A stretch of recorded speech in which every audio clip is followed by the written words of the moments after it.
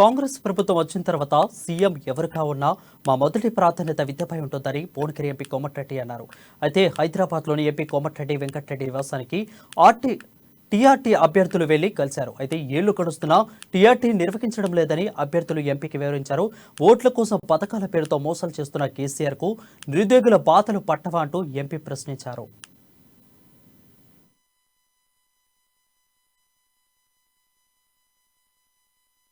తప్పకుండా మీ అందరికీ హామీ ఇస్తున్నాం. 3-4 రోజుల్లో ఒక డేట్ నిర్ణయించుకొని ఇందిరా పార్క్ దగ్గర ధర్నా పెట్టబోతున్నాం. 48 గంటల దీక్ష చేసి మీకోసం పూర్తిగా అండగా ఉంటాం. ఈ 3 నెలలు 2 నెలలు పోరాటం చేశాం నోటిఫికేషన్ వచ్చేవారు. అప్పటికి కూడా మీ టీఆర్టీ డేట్ రాకపోతే మీకు ఒకటే మాట ఇస్తున్నా, నేను మంత్రిగా ఉన్నా, ఎమ్మెల్యేగా ఉన్నా, ఏ స్థాయిలో ఉన్నా, కాంగ్రెస్ పార్టీలో ఎవరు ముఖ్యమంత్రి ఉన్నా నేను దగ్గర ఉండి మొదటి మాసంలోనే మీకు టీఆర్టీ నోటిఫికేషన్ రాకదు. నోటిఫికేషన్ ఇప్పించే బాధ్యత ఒక స్టార్ క్యాంపెయినర్ గా మీకు హామీ ఇస్తున్నా. ఒకవేళ 1-2 మంత్స్ లో నోటిఫికేషన్ రాకపోతే తెలంగాణ కోసం రాజీనామా చేసినట్టు మళ్ళా పదవికి రాజీనామా చేస్తారు తప్పకుండా.